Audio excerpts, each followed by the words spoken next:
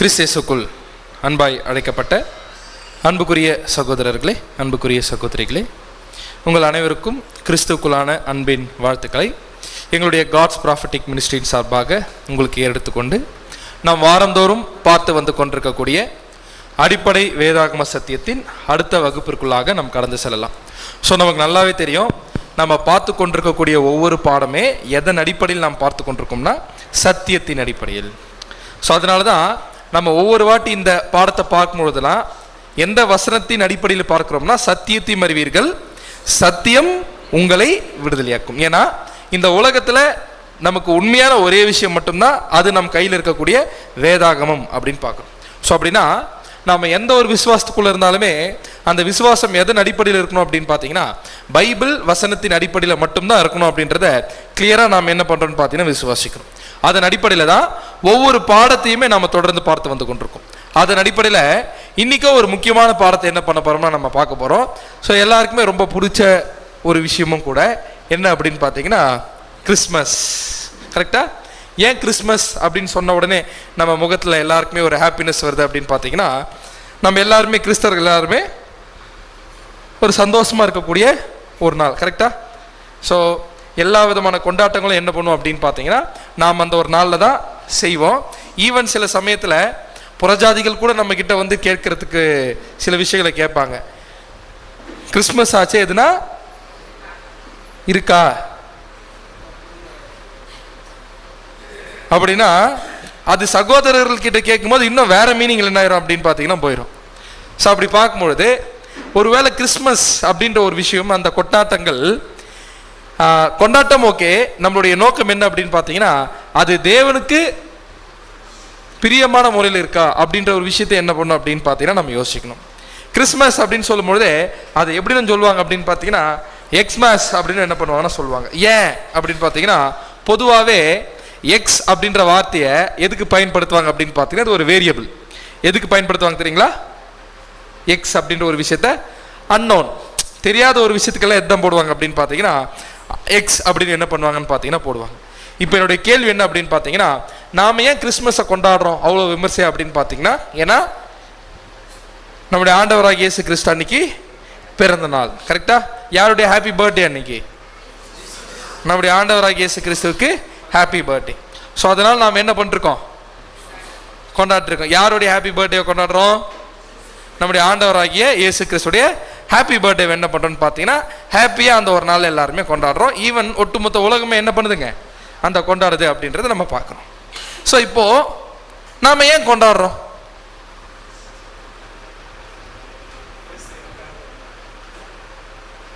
நாம் ஏன் கொண்டாடுறோம்? இல்லை, நாம் ஏன் கொண்டாடுறோன்னு கேட்குறேன். நமக்காக பிறந்தார், அதில் மாற்று கருத்து கிடையாது. நமக்காக பிறந்தார், அதனால் நாம் என்ன பண்ணுறோம்? கொண்டாடுறோம். சரி, நம்மளை எங்கன்னா நம்முடைய ஆண்டவராகிய இயேசு கிறிஸ்து கொண்டாட சொல்லியிருக்காரா? என் கேள்வி புரிஞ்சுங்களா? நம்முடைய ஆண்டவராகிய இயேசு கிறிஸ்து எந்த இடத்துல என்னுடைய பிறந்த நாளை கொண்டாடுங்க அப்படின்னு சொல்லியிருக்காருன்னு கேட்குறேன். கொண்டாடுறதுல தப்பு இல்லை. நான் என்ன கேள்வி கேட்குறேன் அப்படின்னு பார்த்தீங்கன்னா இப்படி கொண்டாடுங்க நம்முடைய ஆண்டவராகிய இயேசு கிறிஸ்து எங்கன்னா சொல்லியிருக்காரா? அதுவும் என்ன பண்ணுறேன்னு பார்த்தா இல்லைன்றத தெளிவான பதிலாக என்ன பண்ணுறீங்கன்னு பார்த்தீங்கன்னா கொடுக்குறீங்க. பட் ஆனாலும் என்ன பண்ணுறோன்னு பார்த்தீங்கன்னா கொண்டாடுறோம். ஏன் கொண்டாடுறோம் பார்த்தீங்கன்னா அன்றைக்கி தான் ஆண்டவராகிய இயேசு கிறிஸ்து என்ன பண்ணார்? பிறந்தார் அப்படின்றத நம்ம கொண்டாடுறோம். ஸோ எந்த தேதியில் பிறந்தாருங்க? டிசம்பர் மாதம் 25 யார் பிறந்தது? நம்முடைய ஆண்டவராகிய இயேசு கிறிஸ்து என்ன பண்ணார்னா பிறந்தார். ஸோ கிறிஸ்தவர்களாக இருக்கக்கூடிய நாம எல்லா சத்தியத்தையுமே எதன் அடிப்படையில் விசுவாசிக்கிறோம்? நாம பைபிள் வசனத்தின் அடிப்படையில் நாம் என்ன பண்ணுறோம்னு பார்த்தீங்கன்னா விசுவாசிக்கிறோம். பைபிள் வசனத்தின் அடிப்படையில் ஒரு விஷயமே இல்லைன்னா அது கரெக்டாக இருக்குமா? அது நிச்சயமாக கரெக்டாக இருக்காது. இப்போ என்னுடைய கேள்வி என்ன அப்படின்னு பார்த்தீங்கன்னா நம்ம ஆண்டவராகிய இயேசு கிறிஸ்து பிறந்தது மாபெரும் சந்தோஷமான விஷயம், மாற்றுக்கிறதே கிடையாது. ஏன் அப்படின்னு பார்த்தீங்கன்னா ஈவன் காப்ரியேல் தூதன் கூட வந்து சொல்லும் பொழுது மிகப்பெரிய நற்செய்தி யாருக்கு அறிவிக்கிறார் அப்படின்னு பார்த்தீங்கன்னா மரியாளுக்கு என்ன பண்றாருன்னு பார்த்தீங்கன்னா அறிவிக்கிறார். பட் இப்போ என்னுடைய கேள்வி என்ன அப்படின்னு பார்த்தீங்கன்னா நம்முடைய ஆண்டவராகிய இயேசு கிறிஸ்து பிறந்தது மாபெரும் சந்தோஷமான விஷயம் தான். ஆனால் என்னுடைய கேள்வி என்ன அப்படின்னு பார்த்தீங்கன்னா நம்முடைய ஆண்டவராகிய இயேசு கிறிஸ்து டிசம்பர் மாதம் 25 பிறந்தாரா? ஆமா இல்லையா? இல்லை. ஒரு சில பதில் தெரியாது. நியாயமான பதில் அது தெரியாது அப்படின்னு என்ன ஆகுதுன்னு பார்த்தீங்கன்னா வருது. அப்படின்னா இப்போ நாம என்ன கண்டுபிடிக்கலாம்? எப்ப பிறந்தாருன்றது உண்மை, அதுல மாற்றுக்கிறதே கிடையாது. ஆனா நாம என்ன நினைச்சு கொண்டாடிட்டு இருக்கோம்? டிசம்பர் 25ஆம் தேதி ஆண்டவராகிய இயேசு கிறிஸ்து என்ன பண்றாரு? பிறந்த தினம் அப்படின்னு நினைச்சு என்ன பண்றோம்னு பாத்தீங்கன்னா நாம கொண்டாடிட்டு இருக்கோம். என்னன்னு கொண்டாடுறாங்க பிரதர்? என்னன்னு கொண்டாடுறோம் அப்படின்னு கேட்கிறேன். எப்படி கொண்டாடுறோம்? அதிகாலையில. சரி,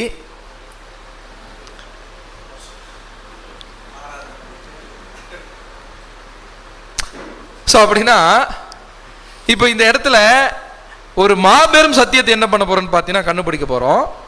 அப்படின்னா அவருடைய பிறந்த நாளை பத்தி நம்ம ஆண்டவராகிய இயேசு கிறிஸ்து என்ன செய்ய சொல்றாருன்றதை கண்டுபிடிக்க போறோம். டிசம்பர் மாதம் 25ஆம் தேதி என்ன பண்ணணும், என்ன பண்ணக்கூடாதுன்றது என்ன பண்றோம், நாம கண்டுபிடிக்கிறோம்.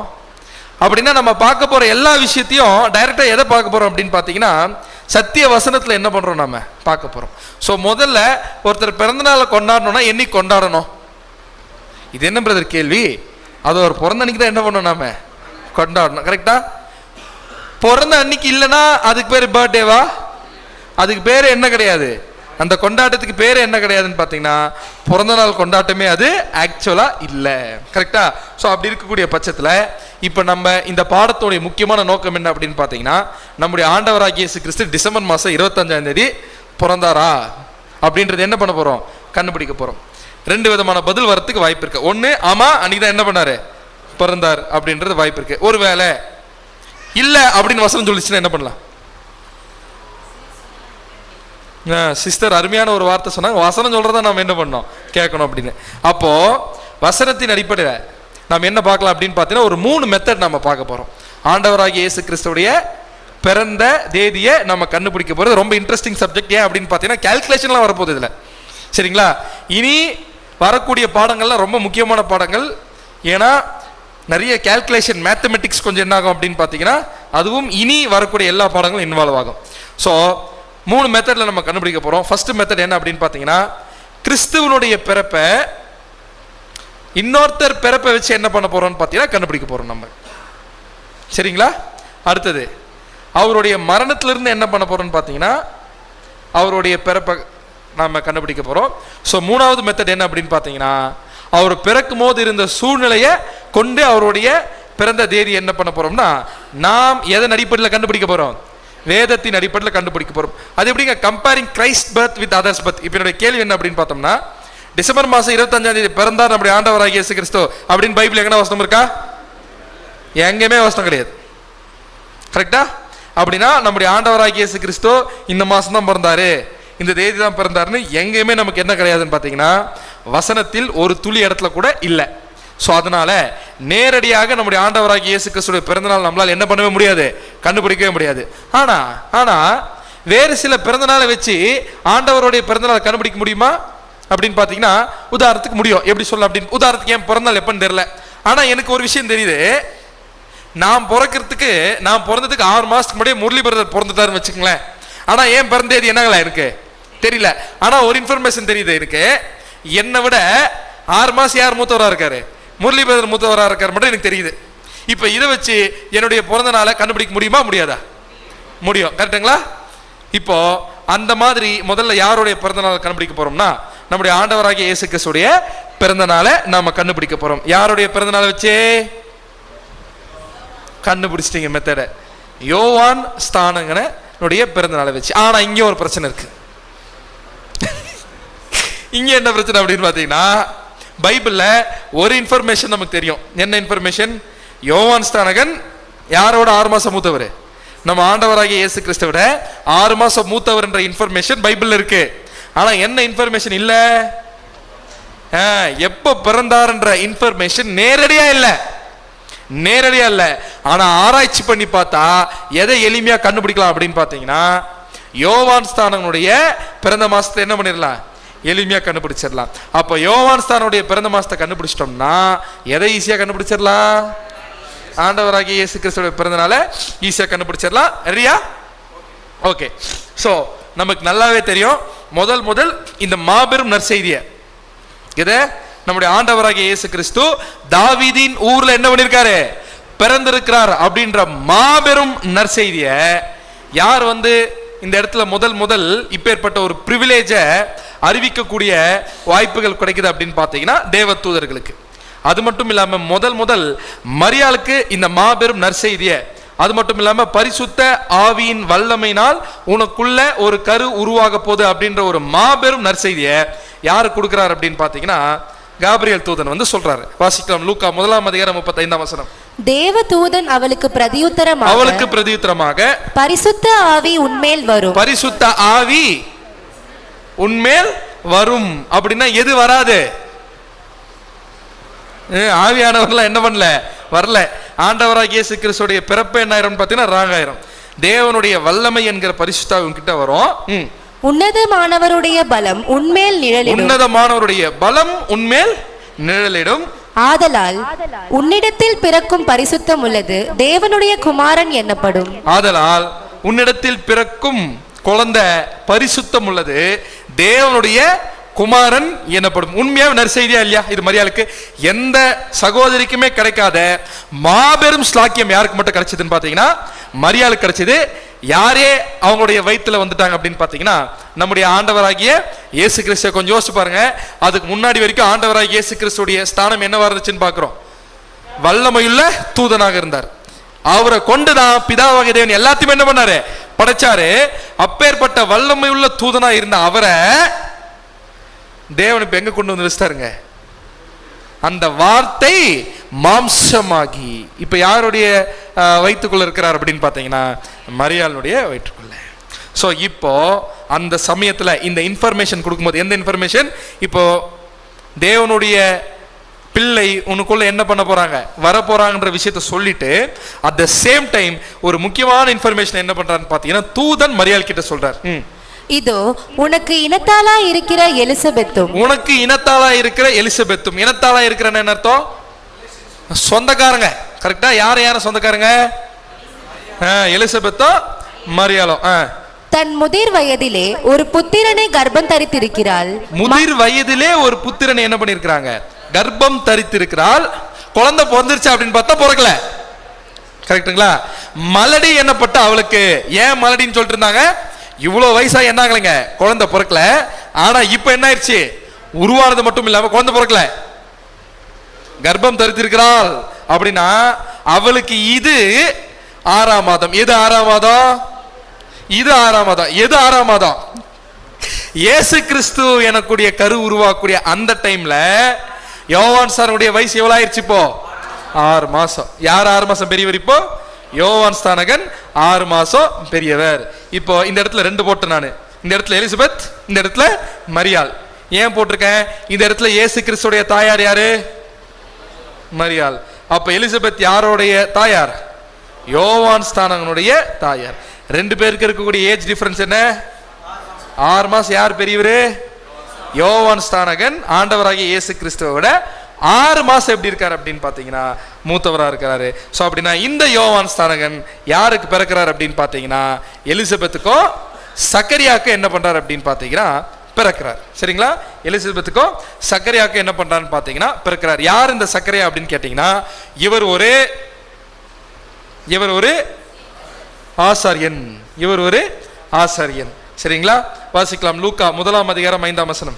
யூதேயா தேசத்தின் ராஜாவாகிய ஏரோதின் நாட்களில் அபியா என்னும் ஆசாரிய வகுப்பில் சகரியா என்னும் பெயர் கொண்ட ஆசாரியன் ஒருவன் இருந்தார். சோ இப்போதைக்கு நமக்கு என்ன இன்ஃபர்மேஷன் இல்லைன்னு பாத்தீங்கன்னா பைபிள்ல நேரடியா ஒரே ஒரு இன்ஃபர்மேஷன் தான் இருக்கு. நேரடியா 6 மாசம் பெரியவர். இப்போ நமக்கு இயேசு கிறிஸ்துவோட பிறந்த டேட்டை கண்டுபிடிக்கணும்னா யாரோட டேட்டை கண்டுபிடிக்கணும்? நாம யோவான் ஸ்தானனுடைய டேட்டா கண்டுபிடிக்கணும். நேரடியா இயேசு கிறிஸ்துவோட பிறந்த மாசத்தை கண்டுபிடிக்க முடியுமான்னு கேட்டீங்கன்னா சான்ஸே கிடையாது, கண்டுபிடிக்கவே முடியாது. ஆனா வேதத்தின் அடிப்படையில் யாரோடைய பிறந்த நாளை கண்டுபிடிக்கலாம் அப்படின்னு பாத்தீங்கன்னா உள்ள ஆழமா போய் யோவான் ஸ்தானனுடைய பர்த்டே என்ன பண்ணிடலாம், கண்டுபிடிச்சிடலாம். அதை கண்டுபிடிச்சோம்னா ஆணித்தரமா சொல்லலாம் ஆண்டவராகிய இயேசு கிறிஸ்துவோட பிறந்த நாள் எது அப்படின்றது. சரிங்களா? யூதா தேசத்தின் ராஜாவாகிய ஏரோதின் நாட்களில் அபியா என்னும் ஆசாரிய வகுப்பில் சக்கரையா என்னும் பேர் கொண்ட ஆசாரியன் ஒருவன் என்ன பண்ணாரமா இருந்தான். அவன் மனைவி ஆரோனுடைய குமாரத்திகளில் ஒருத்தி. ஆரோனுடைய குமாரத்திகளில் ஒருத்தி. அவள் பேர் எலிசபெத். அவள் பேர் எலிசபெத். சரிங்களா? சோ அப்படின்னா கிளியரா ஒரு பாயிண்ட் புரிஞ்சிச்சு. சக்கரியா எதுல வராரு அப்படின்னு பாத்தீங்கன்னா ஆசாரிய வகுப்புக்குள்ள என்ன பண்றாருங்க வராரு. எந்த ஆசாரிய வகுப்புல வராரு? அபியா என்னும் ஆசாரிய வகுப்புக்குள்ள என்ன பண்றாருன்னு பாத்தீங்கன்னா சக்கரியா வராரு. அவங்க ஒய்ஃப் பேர் என்னங்க? எலிசபெத். அவங்க பையன் பேர் என்ன? யோவான் ஸ்தானங்க. சரிங்களா? இப்ப என்ன ஆகுதாமா? லூக்கா 1:8-9. அப்படி இருக்க அவன் தன் ஆசாரிய வகுப்பின் முறைப்படி தேவ சந்நிதியிலே ஆசாரிய ஊழியம் செய்து வருகிற காலத்தில் ஆசாரிய ஊழிய முறைமையின்படி அவன் தேவாலயத்துக்குள் பிரவேசித்து தூபம் காட்டுகிறதற்கு சீட்டை பெற்றான். அப்படின்னா ஆக்சுவலா ஆசாரியர்கள் எப்ப போய் ஊழியம் செய்யணும்ன்றத ஒரு மெத்தட் பழைய ஏற்பாடு காலத்துல இருந்துச்சு. அது என்ன மெத்தட்னு பார்க்கலாம். அந்த ஆசாரிய வகுப்பின் முறை வரும்போதுதான் இவங்க போய் என்ன பண்ணணும்? ஆசாரிய ஊழியம் என்ன பண்ணணும்னு பார்த்தீங்கன்னா செய்யணும். அந்த மாதிரி ஆசாரிய ஊழிய முறைமையின்படி தேவாலயத்துக்குள் பிரவேசிக்கக்கூடிய சீட்டை என்ன பண்றாருன்னு பார்த்தீங்கன்னா யார் பெறுறாருங்க? சக்கரை என்ன பண்றாருன்னு பார்த்தீங்கன்னா அப்படின்னா மொத்தம் எத்தனை ஆசாரிய வகுப்பு இருக்கு? இவருடைய டர்ன் வரும்போது போறாரு. இப்ப கேள்வி என்னன்னா இவர் ஒரு வகுப்புல வர்றாரு, அபியா என்னக்கூடிய வகுப்புல வராரு. இப்ப கேள்வி என்னன்னா மொத்தம் எத்தனை ஆசாரிய வகுப்பு இருக்கு? எத்தனை இருக்கு? ஆசாரிய வகுப்பு முறை 1 நாளாகமம் 24ஆம் அதிகாரம் எடுத்து படிச்சு பார்த்தீங்கன்னா எக்ஸாக்டா 24 பிரிவுகள் வருது. வீட்டில் போய் படிச்சுக்கோங்க. எத்தனை பிரிவுகள் வருது? 24 டிவிஷன்ஸ் என்ன ஆகுது அப்படின்னு பார்த்தீங்கன்னா வருது. இந்த 24 டிவிஷன்ஸ்ல இவர் எதுல வராரு? சக்கரையா அபியா என்னும் ஆசாரிய வகுப்பு. அபியா என்னும் ஆசாரிய வகுப்பு எத்தனாவது டிவிஷன்? 8வது டிவிஷன். சரிங்களா? அப்படின்னா கிளியரா ஒரு பாயிண்ட் என்ன ஆகுது அப்படின்னா தாவீதின் நாட்கள்ல இந்த என்ன பண்றாங்கன்னு பார்த்தீங்கன்னா ஆசாரிய வகுப்புல பிரிக்கிறாங்க. அதை பிரிக்கும் போது எப்படி பிரிச்சிருக்காங்களாமா? வாசிக்கலாம். 1 நாளாகமம் 24ஆம் அதிகாரம் 3 மற்றும் 4. தாவீது சாதோக்கை கொண்டு எலியாசாரின் புத்திரரையும் அகிமெலேக்கை கொண்டு இத்தாமாரின் புத்திரரையும் அவர்கள் செய்ய வேண்டிய ஊழியத்துக்கு முறைப்படி அவர்களை வகுத்தான். அவர்களை வகுக்கிற போது இத்தாமாரின் புத்திரரை பார்க்கிலும் எலியாசாரின் புத்திரருக்குள்ளே தலைமையானவர்கள் அதிகமான பேர் காணப்பட்டபடி. அப்படின்னா யாருடைய ஃபேமிலி லைன்ல ஆட்கள் அதிகமா இருக்கிறாங்க அப்படின்னு பாத்தீங்கன்னா இத்தாமாரை காட்டிலும் எலியேசர்னுடைய ஃபேமிலி லைன்ல அதிகமா இருக்கு. ரெண்டு பேருமே ஆசாரியர்கள் தான். சரிங்களா? பட் எலியேசர்னுடைய லைன்ல என்னவா இருக்கிறாங்க? அதிகமா இருக்கக்கூடிய காரணத்தினால எலியாசாரின் புத்திரரில் 16 பேர் தங்கள் பிதாக்களுடைய குடும்பத்துக்கும் இத்தாமாரின் புத்திரரில் 8 பேர் தங்கள் பிதாக்களுடைய குடும்பத்துக்கும் தலைமையாக வகுக்கப்பட்டார்கள். அப்படி தலைமையாக வகுக்கிறாங்க. அப்படின்னா டோட்டலா எத்தனை பேரு? எலியேசர்னுடைய ஃபேமிலி லைன்ல 16 பேரு, இத்தாமாருடைய ஃபேமிலி லைன்ல 8 பேரு. சோ 16. சரிங்களா? அப்படின்னா கிளியரா என்ன ஆகுது அப்படின்னு பாத்தீங்கன்னா நமக்கு 24 டிவிஷன்ஸ். சோ அதுதான் இப்ப என்ன ஆகுது அப்படின்னு பாத்தீங்கன்னா அந்த சமயத்துல இவருடைய டர்ன் வரும்போது என்ன ஆகுதாமா? வாசிக்கலாம். லூக்கா 1ஆம் அதிகாரம் 8-9. தூதன் அவனை நோக்கி, சகரியாவே பயப்படாதே, உன் வேண்டுதல் கேட்கப்பட்டது. உன் மனைவியாகிய எலிசபெத் உனக்கு ஒரு குமாரனை பெறுவாள். அவனுக்கு யோவான் என்று பெயரிடுவாயாக. அப்படின்னா சக்கரியாவே பயப்படாதே. ஏன் பயப்படாதேங்கிறாரு? தூதன் எங்க வந்திருக்காரு? இவருடைய ஆசார முறையில இவர் பாட்டு என்ன பண்றாரு? ஆசாரி ஊழியன் ஜெயிலான்னு போகும்போது யார் வந்து நிக்கிறாருங்க? தூதன் வந்து நிக்கிறாரு. இவர் யாரும் எதிர்பார்த்திருக்க மாட்டாரு. தூதன் அங்க சற்றும் என்ன பண்ண மாட்டாரு? எதிர்பார்க்க மாட்டார். ஏன்னா ஆசாரியர்களை தவிர யாரும் பரிசுத்தலத்துக்குள்ள என்ன பண்ண முடியாது? போக முடியாது. ஆனா இப்ப அந்த இடத்துல தூதன் என்ன பண்ணிருக்காரு? வந்த உடனே பயந்திருக்காரு. பயப்படாதே, உன் வேண்டுதல் என்ன ஆயிடுச்சு? கேட்கப்பட்டது. உன் மனைவியாகிய எலிசபெத் உனக்கு ஒரு குமாரனை பெறுவாள். அவனுக்கு என்னன்னு பேர் வையே? யோவான் என்று பேரிடுவாயாக அப்படின்னு என்ன பண்றாரு பாத்தீங்கன்னா சொல்லிட்டார். யாருக்கு? சக்கரியாக்கு சொல்லிட்டார். எங்க சொல்றாரு? அதான் ஆசார் கூட ஸ்கூல்ல இல்ல, தேவாலயத்துக்குள்ள. சரிங்களா? ஏன்னா தேவாலயம் என்ன ஆயிடுச்சு? இப்போ நாம கிறிஸ்துவுடைய 1ஆம் வருகையின் காலப்பகுதியில் இருப்போம். அப்படின்னா இப்ப அடுத்து என்ன ஆகுதுன்னு பாத்தீங்கன்னா இவருடைய ஊழியத்தின் நாட்கள் நிறைவேறுகிறது. யாருடைய ஊழியத்தின் நாட்கள்? சக்கரியாவுடைய ஊழியத்தின் நாட்கள் நிறைவேறுகிறது. வாசிக்கலாம். லூக்கா 1ஆம் அதிகாரம் 23 மற்றும் 24. அவனுடைய ஊழியத்தின் நாட்கள் நிறைவேறின உடனே தன் வீட்டுக்கு போனான். அந்நாட்களுக்கு பின்பு அவன் மனைவியாகிய எலிசபெத்து கர்ப்பவதியாகி ஜனங்களுக்குள்ளே எனக்கு உண்டாயிருந்த நிந்தையை நீக்கும்படியாக கர்த்தர் இந்த நாட்களில் என்மேல் கடாட்சம் வைத்து. என்ன ஆயிடுச்சு அப்படின்னு பாத்தீங்கன்னா, அது முடிஞ்ச உடனே வீட்டுக்கு போறாங்க. யார் கர்ப்பமாகறாங்க? எலிசபெத் என்ன பண்றாங்கன்னு பார்த்தீங்கன்னா கர்ப்பமாகறாங்க. இப்போ நம்ம என்ன கண்டுபிடிக்கணும்? எது வரைக்கும் வந்திருக்கோம்? இப்போ இன்னும் எதையே கண்டுபிடிக்கல. யோவான் ஸ்தானுடைய பர்த் டேட்டை கண்டுபிடிக்கல. ஆனால் ரொம்ப ஈஸியாக எதை பர்த் டேட் நினச்சி கொண்டாட்டு இருக்கோம். எங்கே இருக்கு? எங்குமே ரெஃபரன்ஸ் இல்லை. சரி, இப்போ ஆசாரிய முறைமையின் சீட்டு அப்படின்னு என்னன்னு பார்க்கலாம். இப்போ லேவி கோத்திரத்தில் வரக்கூடிய ஆசாரிய வகுப்பாருக்குள்ள எத்தனை குரூப்பாக பிரிக்கிறாங்க? 24 குரூப். எலியேசர் ஃபேமிலியில் 16, இத்தமார் ஃபேமிலியில் 8. சரிங்களா? மொத்தம் 24 வகுப்புகள். அப்படின்னா 1 இயருக்கு ஆசாரிய ஊழியம் செய்யக்கூடிய வாய்ப்பு 24 பிரிவுக்கும் என்ன பண்ணணும்? போகணும். 24 வகுப்புக்கும் போகணும்னா அப்படின்னா 1 மாசத்துக்கு எத்தனை வகுப்புகளுக்கு வாய்ப்பு கிடைக்கும்? 1 மாசத்துக்கு ஒருத்தர் போட்டிங்கன்னா 12 வகுப்பு தான் வரும். கரெக்டா? இருக்கிறது மொத்தம் எத்தனை வகுப்புகள்?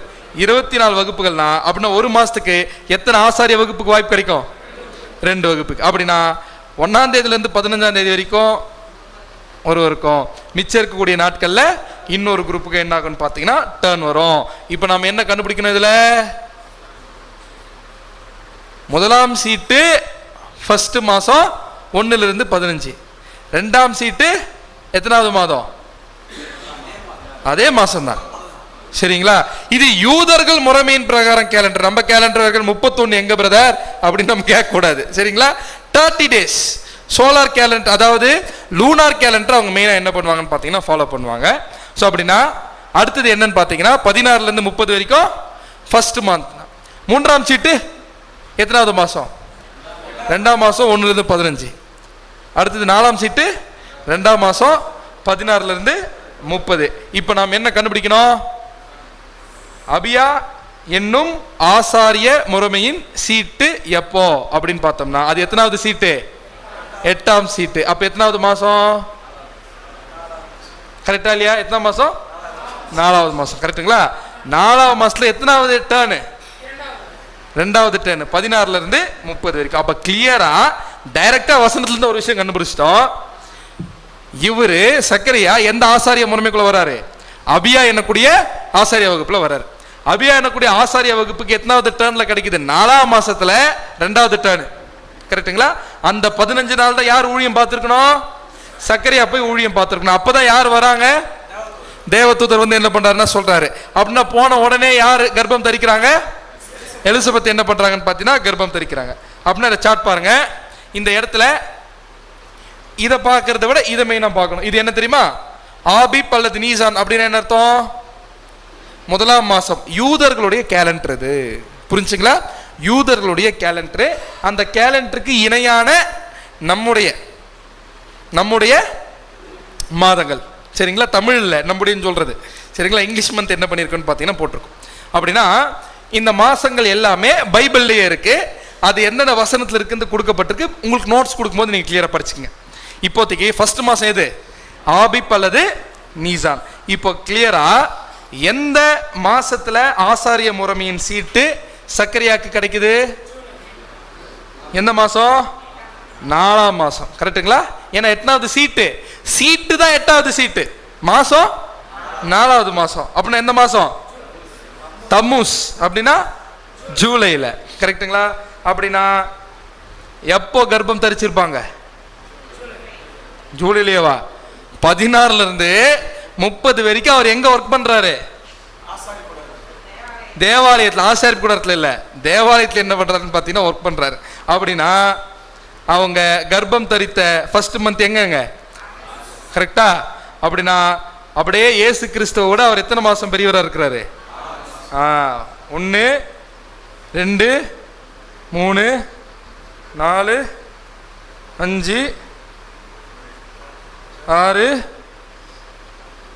அப்படின்னா கிளியரா அப்படியே வந்தீங்கன்னா என்ன வரும் நமக்கு? இப்போ 6ஆம் மாசம். அந்த டைம்ல யார் மீட் பண்ணியிருக்கணும்? யார் சொல்றாங்க? அப்ப அப்படியே அங்கிருந்து எத்தனை மாசம் போகணும்? நீங்க 4 மாசமா? அப்பதான் அவரு 6ஆம் மாசம் இருக்கும்போது தான் யாரே கருவா உருவாக்குறாரு. குழந்தை எவ்வளவு மாசம் இருக்கும்? 10 மாசம். கரெக்டா? அப்படியே கணக்கு போடலாமா? 1 2 3 4 5 6 7 8 9 10 சத்தியத்தை அறிவீர்கள், சத்தியம் உங்களை விடுதலையாக்கும். எப்ப பிறக்கல ஆண்டவராக இயேசு கிறிஸ்து? டிசம்பர் மாசம். யாரே பிறக்கல? நம்முடைய ஆண்டவராக இயேசு கிறிஸ்து டிசம்பர் மாசமே என்ன பண்ணலீங்க? பிறக்கல. ஏன் பிறக்கல? பிறக்கல. ஸோ அப்போ கிளியரா ஒரு பாயிண்ட் நமக்கு என்ன புரியுது அப்படின்னு பார்த்தீங்கன்னா, அவர் யூத கேலண்டரின் பிரகாரம் எத்தானி மாசமோ, நம்ம கேலண்டர் பிரகாரம் அக்டோபர் மந்த் தான் யார் பிறந்திருக்கிறாரு? நம்முடைய ஆண்டவராகிய இயேசு கிறிஸ்து என்ன பண்ணியிருக்காருன்னு பார்த்தீங்கன்னா பிறந்திருக்கிறாரு. ஸோ அப்போ டிசம்பர் மாதம் 25ஆம் தேதி யார் பிறக்கல? ஆண்டவராகிய இயேசு கிறிஸ்துவே பிறக்கல. இதை தெரியாம நாம் என்ன பண்ணிருக்கோம்? நாம சாதாரணமாக இல்லை, ஜெகஜோதியா என்ன பண்ணிருக்குது? போயிட்டு இருக்குது. சரி, இப்போ மெத்தட் நம்பர் 2க்கு நம்ம என்ன பண்ணலாம்? வரலாம். மெத்தட் 2 என்ன? இறந்த மாசம் தெரியுது, வாழ்ந்த நாட்களும் தெரியுது. இது ரெண்டும் தெரிஞ்சா பிறந்த மாதத்தை கண்டுபிடிக்க முடியாதா? புரிஞ்சுங்களா? இறந்த மாசம் தெரிஞ்சிருச்சுங்க, ஒரு மனுஷன் எவ்வளவு வாழ்ந்த நாட்கள் அப்படின்னா நமக்கு நல்லாவே தெரியுது. இது ரெண்டும் தெரிஞ்சிருச்சுன்னா பிறந்த மாசத்தை எளிமையா கண்டுபிடிக்க முடியுமா முடியாதா?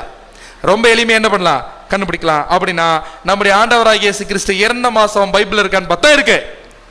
நம்முடைய ஆண்டவராகிய இயேசு கிறிஸ்து இறந்த மாதம் எந்த மாசம்?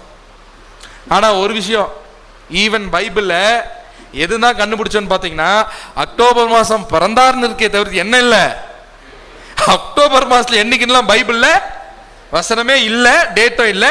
என்ன வரைக்கும் தான் கண்டுபிடிக்க முடிஞ்சிருக்கு நம்மளால? அக்டோபர் மாசம் பிறந்திருக்காருன்றதை நம்மளால கண்டுபிடிக்க முடிஞ்சிருக்கே தவிர்த்து அதுக்கு மேல நம்மளால கண்டுபிடிக்க இயலவில்லை. ஏன்னா தேவன் என்ன பண்ணலாத கொடுக்கல. அடுத்து நம்முடைய ஆண்டவராகிய இயேசு கிறிஸ்து இறந்த மாசம் எந்த மாசம்?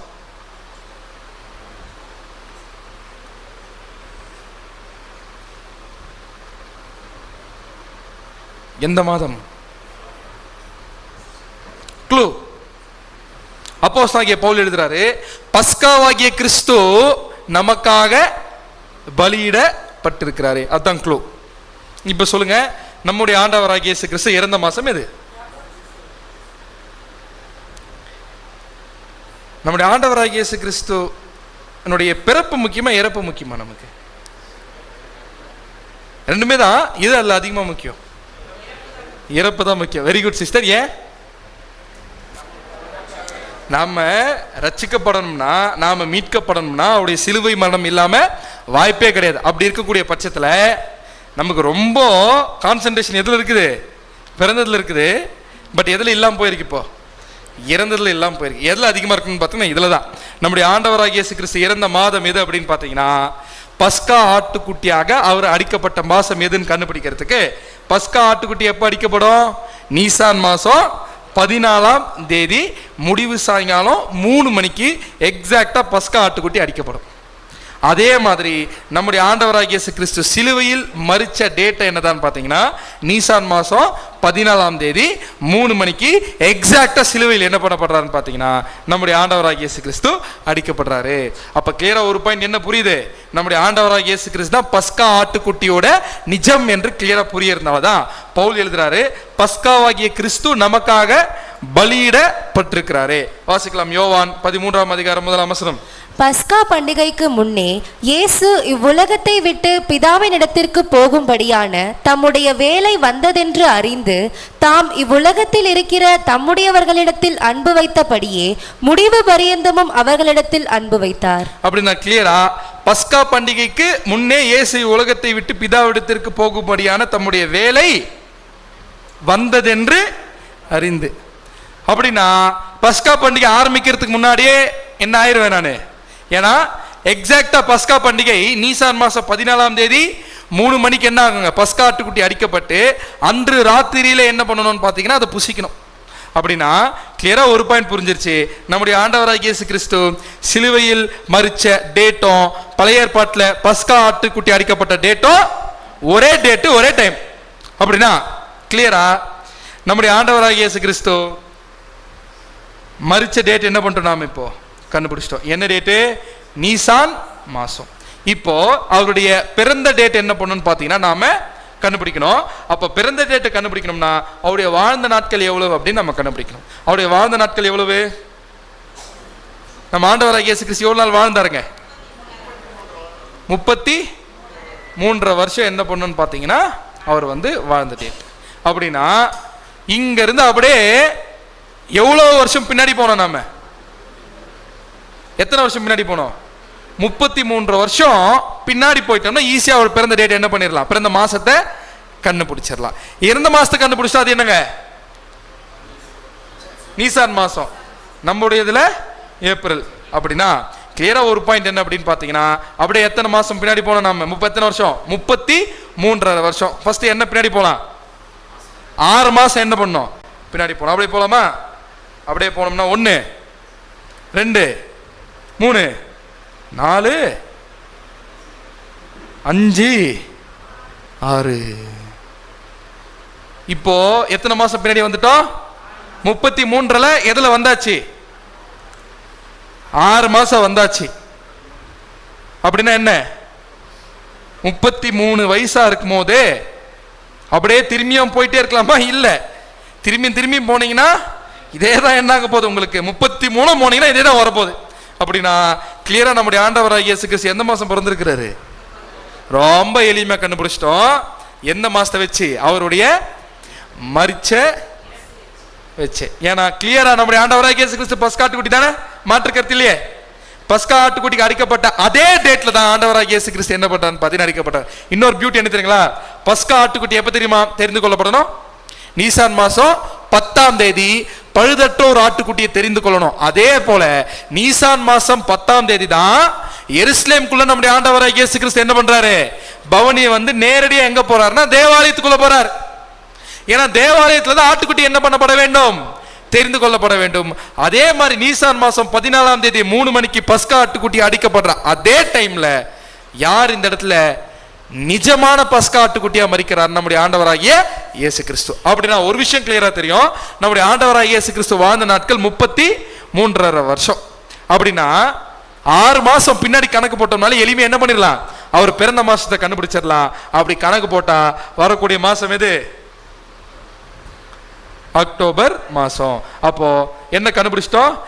இறந்த மாதத்திலிருந்து வாழ்ந்த நாட்களை நம்ம கணக்கிடும் பொழுது பிறந்த மாதத்தை என்ன பண்ணிட்டோம்? நாம எளிமையா கண்டுபிடிச்சிட்டோம். இப்போ ஆனா ஒரு விஷயத்தை ரொம்ப ஈஸியா என்ன சொல்லணும்? வாழ்ந்த நாட்கள் எவ்வளவுன்னு பார்த்தோம் நாம 33 வருஷம். எப்படி?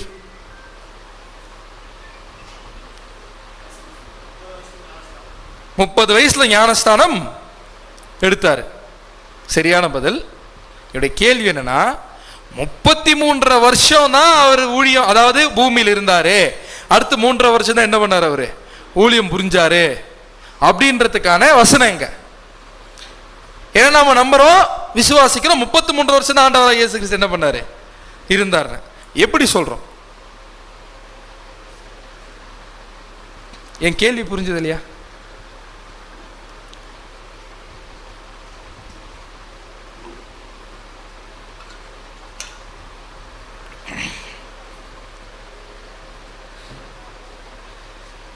எப்படி? இதற்கான பதில் எங்க இருக்கு? ஆனா ஒரு விஷயம் தெரிஞ்சு போச்சு, எது இல்ல. இதை டிசம்பர் மாசமே எடுக்கலான் இருந்தோம், எல்லாரும் கொஞ்சம் பிஸியா இருந்தீங்க. சரி, அதனால என்ன பண்ணலாம், ஜனவரியில் எடுக்கலான்னு என்ன பண்ணிட்டோன்னு பார்த்தா பிளான் பண்ணியாச்சு. ஸோ இப்போ நம்ம கண்டுபிடிக்க வேண்டியது என்னன்னா, ஆண்டவராகிய இயேசு கிறிஸ்துவோட பிறந்த மாசத்தை கண்டுபிடிச்சிட்டோம். இப்போ அவர் மொத்தமா உயிரோடு இருந்த நாட்கள் என்னன்னா 33 வருஷம், 33 வருஷம் 6 மாசம் சொல்றோம்ல. இது எப்படி சொல்றோம் அப்படின்னு நாம கண்டுபிடிக்கணும்னா ஒரு மாபெரும் தீர்க்கதரிசியோடைய புஸ்தகத்தை நாம் எடுத்து வாசிக்கணும். யார் அவர் அப்படின்னு பார்த்தீங்கன்னா தானியேல் தீர்க்கதரிசி. தானியேல் தீர்க்கதரிசியினுடைய தானியேல் தீர்க்கதரிசன புஸ்தகத்தில் ஒரு தீர்க்க தரிசனம் இருக்கு. அந்த தீர்க்க தரிசனத்துக்கு பேர் என்னன்னா 70 வார தீர்க்க தரிசனம். அந்த 70 வார தீர்க்க தரிசனத்துல தான் நம்முடைய ஆண்டவராகிய இயேசு கிறிஸ்து எத்தனை வருஷம் இந்த உலகத்துல உயிரோடு இருப்பார், எத்தனை வருஷம் அவர் ஞானஸ்தானுக்கு பிற்பாடு ஊழியம் பார்ப்பாருன்னு நமக்கு ரெஃபரன்ஸ் இருக்கு. வாசிக்கலாம். தானியேல் 9:19. ஆண்டவரே கேளும், ஆண்டவரே மன்னியும், ஆண்டவரே கவனியும், ஆண்டவரே கவனியும், என் தேவனே உம்முடைய நிமித்தமாக அதை தாமதியாமல் செய்யும். உம்முடைய நகரத்துக்கும் உம்முடைய ஜனத்துக்கும் உம்முடைய நாமம் தரிக்கப்பட்டிருக்கிறதே என்றேன். யாரு இந்த இடத்துல ஜெபிச்சிட்டு இருக்கிறது? தானியேல் ஜெபிக்கிறார். யார்கிட்ட? பிதாவாகிய தேவன் கிட்ட என்ன பண்றாரு? ஜெபிக்கிறார். தேவனே கேளுங்க, தேவனே தயவு செஞ்சு என்ன பண்ணிருங்க, மன்னிச்சிருங்க. யார மன்னிச்சிருங்க? எங்களை மன்னிச்சிருங்க. ஆக்சுவலா இவர் ஏதாவது தப்பு பண்ணாரா? இல்ல, எல்லார் சார்பாக இவர் என்ன பண்ணிருக்காரு? இஸ்ரேல் ஜனங்கள் சார்பாக தேவனே எங்களை என்ன பண்ணிருங்க, மன்னிச்சிருங்க. எங்களுக்காக எல்லார்கிட்ட கூட உங்களுக்காக இதை செய்யுங்க. உம்முடைய நகரத்திற்கும் உம்முடைய ஜனத்துக்கும் உம்முடைய நாமம் தரிக்கப்பட்டிருக்குது. ஏன்னா அங்க ஜெருசலேம் நகரம் எப்படி இருக்கு? பாழா இருக்குது. தயவு செய்து தேவனே மறுபடியும் இப்படின்னா என்ன பண்ணுங்க, அதை சீர் பொருந்துங்க. நீ ஒரு ஜெபிக்கும் பொழுது தானியேல் இந்த ஜெபத்தை எங்க தெரியுமா ஏறெடுக்கிறாரு? பாபிலோன் தேசத்துல இருந்து இந்த ஜெபத்தை என்ன பண்றாருன்னு ஏறெடுக்கிறார். சரிங்களா? அப்படி இந்த ஜெபம் ஏறெடுத்த உடனே ரிப்ளை வருது பாருங்க. தானியேல் 9:23. நீ மிகவும் பிரியமானவன். என்னவாமா? நீ மிகவும் பிரியமானவன். ஆதலால் நீ வேண்டிக் கொள்ள தொடங்கின போதே கட்டளை வெளிப்பட்டது. ஜெபம்னா இப்படி இருக்கணும். ஜெபத்துக்கு பதிலா இப்படி வரணும். யாருக்கு? நமக்கும். தானியேலுக்கு எப்படி வந்திருக்காமா? நீ மிகவும் பிரியமானவன். ஆதலால் நீ பிரேயர் பண்ண வரும்போது என்னன்னு தெரியும், நான் என்ன பண்ணிட்டேன், அனுப்பிச்சிட்டேன் அப்படின்ட்டு. நமக்கு ஜெபம் சப்ஜெக்ட் என்ன பண்ணோம் கேட்டோமா? அப்படின்னா தேவனுக்கு பிரியமான ஜெபம் வரும்போது தான், ஆமா, தேவனுக்கு பிரியமாக எப்படி ஜெபிப்பது? முதல்ல அந்த ஜெபம் சப்ஜெக்ட் என்ன கேட்டோம்? யார்கிட்ட ஜெபிக்கணும்? யார்கிட்ட ஜெபிக்கணும்? பிதாவாகிய தேவன் கிட்ட. யார்கிட்ட ஜெபிக்க கூடாது? ஆண்டவராகிய இயேசு கிறிஸ்து கிட்ட. என்ன கேட்கணும்? என்ன கேட்கணும்? பரிசுத்த ஆவியை கேட்கணும். என்ன கேட்க கூடாது? அவரையும் கேட்க கூடாது. அட் த சேம் டைம் உலக பிரகாரமான விஷயத்தை என்ன பண்றதுக்கு தேவையில்லை, கேட்க தேவையில்லை. ஏன்? நமக்கு தெரியும் என்ன வேணும்ன்றத அவருக்கு கொடுக்கணும்ன்றது. நல்ல எவ்வளவு நேரம் ஜெபிக்கலாம்? எவ்வளவு நேரம் ஜெபிக்கலாம்? 1 மணி நேரம், 2 மணி நேரம். ஜெபம் சப்ஜெக்ட் கேட்கும் போதே கண்டுபிடிச்சிருப்போம்.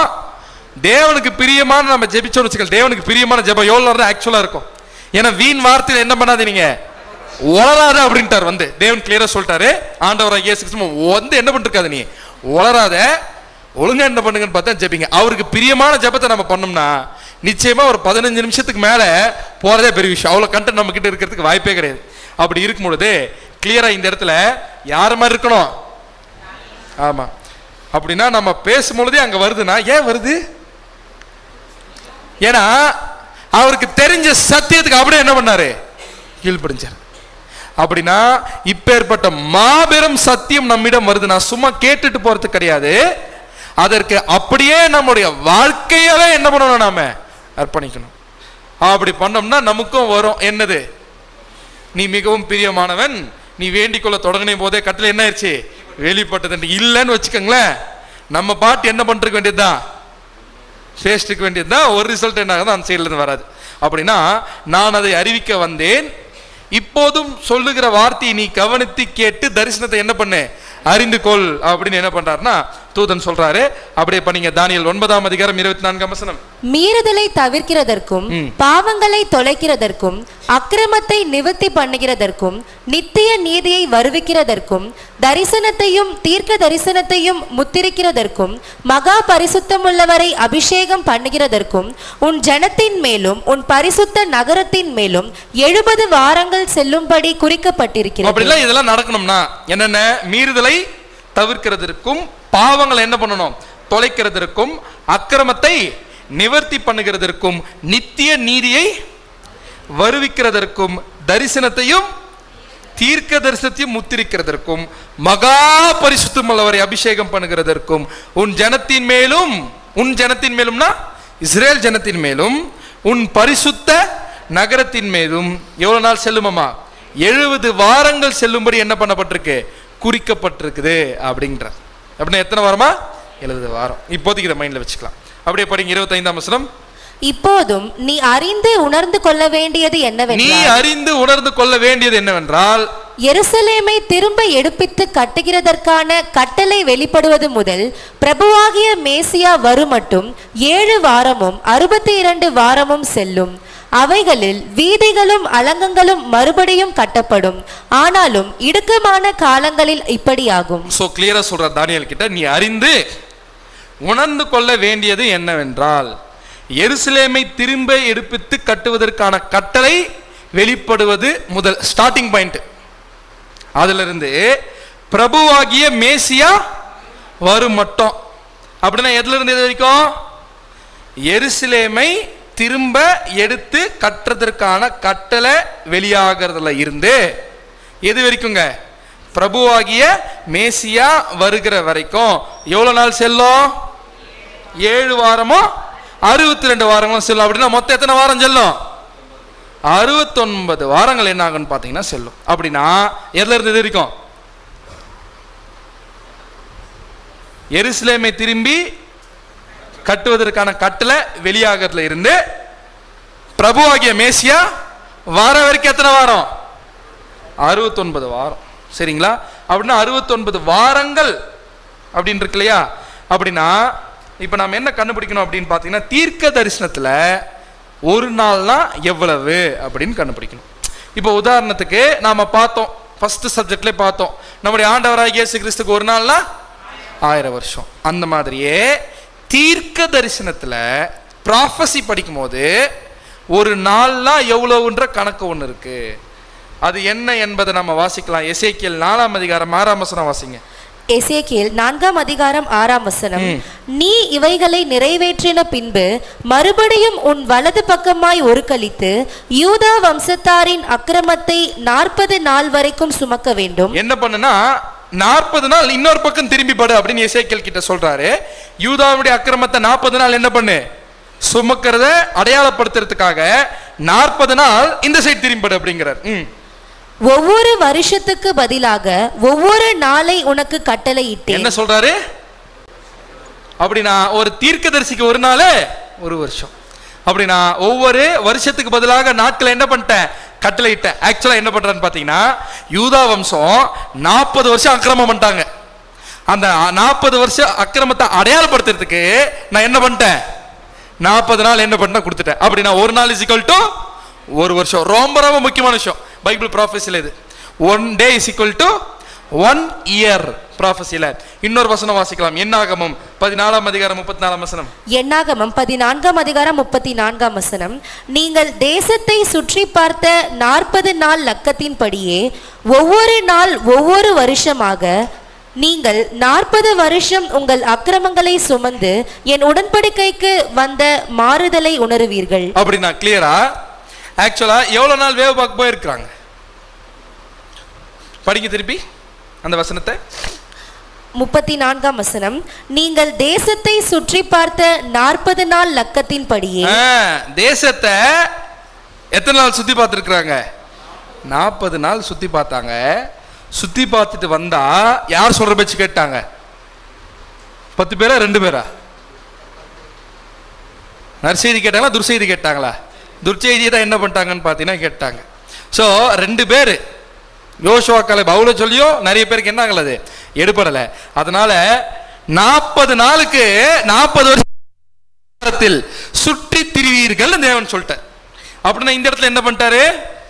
1 day is equal to 1 year. அப்ப நம்ம என்ன கண்டுபிடிச்சிட்டோம்? தீர்க்க தரிசனத்தை நம்ம கால்குலேட் பண்ணும் போதெல்லாம் நாம் நினைவில் வைத்துக் கொள்ள வேண்டிய கூடிய கணக்கு என்னன்னு பார்த்தீங்கன்னா 1 day is equal to 1 year. But ஆண்டவராகிய இயேசு கிறிஸ்துக்கு 1 day is equal to 1000 years. சரிங்களா? அப்போ நாம் இப்ப என்ன கண்டுபிடிக்கிறோம்? எருசலேமை திரும்ப எடுப்பித்து கட்டுவதற்கான கட்டளை வெளிப்பட்டது முதல் பிரபுவாகிய மேசியா வரவிட்டும். பிரபுவாகிய மேசியா யாரு? ஆண்டவராகிய இயேசு கிறிஸ்து. அவர் எப்போ மேசியாவாக தன்னுடைய ரோலை ஸ்டார்ட் பண்றாருன்னா அவருடைய ஞானஸ்தானத்துல. கரெக்டா? அப்படின்னா நம்முடைய ஆண்டவராகிய இயேசு கிறிஸ்து ஞானஸ்தானம் எடுத்த பாயிண்ட்ல இருந்து அப்படியே பின்னாடி போய் எருசலேமை திரும்ப எடுப்பித்து கட்டுவதற்கான கட்டளை வெளிப்பட்டது முதல் எவ்வளவு நாள் செல்லும்? 69 வாரங்கள். எதுல இருந்து இது வரைக்கும்? எருசலேமை திரும்பி எடுப்பித்து கட்டுவதற்கான கட்டளை வெளிவந்த நாள்ல இருந்து இயேசு கிறிஸ்துவோட ஞானஸ்தானம் வரைக்கும் எத்தனை வாரங்க? 69 வாரங்கள். 69 வாரங்கள் என்றால் எத்தனை நாட்கள்? 69 வாரங்கள். நான் போட மாட்டேன், அடுத்து நீங்க தான் சொல்லணும். 69 வாரங்கள் என்றால் எத்தனை நாட்கள்? ஒரு வாரத்துக்கு எத்தனை நாள்? அப்ப 69 வாரத்துக்கு எவ்வளவு? புரிஞ்சா புரியலையா? ஒரு வாரத்துக்கு எத்தனை நாள்? 7 நாள். அப்ப 69 வாரத்துக்கு 483 டேஸ். அப்படின்னா தீர்க்க தரிசனத்துல ஒரு நாள் என்பது எவ்வளவுங்க? 1 இயர். அப்படின்னா எத்தனை வருஷம்? 483 வருடங்கள். அப்படின்னா 69 வாரங்களை நாட்களா கணக்கிட்டீங்கன்னா எத்தனை நாட்கள் வரும்? 483 நாட்கள். தீர்க்க தரிசனத்துல ஒரு நாள் ஒரு வருஷம். அப்ப மொத்தம் எத்தனை வருஷம்? 483 வருஷம். சொல்றாரு வந்த தூதன் தானியேல் கிட்ட, எருசலேமை திரும்ப எடுப்பித்து கட்டுவதற்கான கட்டளை வெளிப்பட்ட நாள்ல இருந்து 483 வருஷம் கழிச்சு பிரபுவாகிய வந்துருவார். சொன்னது நடந்துச்சா நடக்கலையா? நடந்துச்சு. எப்படி நடந்துச்சு அப்படின்னு பாத்தீங்கன்னா, இப்ப நாம என்ன கண்டுபிடிக்கணும்? எருசலேமை திரும்ப எடுப்பித்து கட்டுவதற்கான கட்டளை எப்ப வெளியாச்சு? பாபிலோனை ஓவர்டேக் பண்ண தேசம் எது? மேதோ பெர்சியா சாம்ராஜ்யத்துல ஒருத்தர் வராரு. யார் அவரு?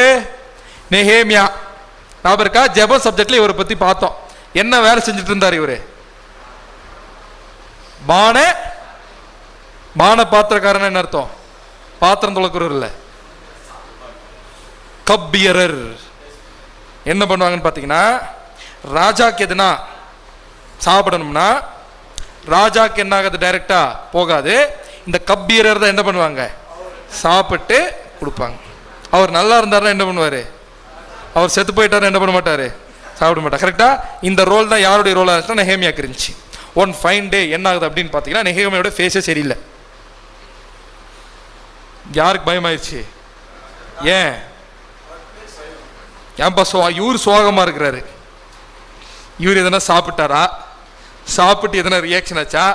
அது ஏதாச்சும் நாம எடுத்து சாப்பிட்டோமா? அதுவும் தெரியல. கூப்பிட்டு, ஏன்பா நல்லா தானே இருந்த, என்ன பிரச்சனை? என்ன பண்றாரு? எந்த ராஜா கேட்கிறாரு? ராஜா பேர் என்ன? ஏதோ ஒரு ராஜா.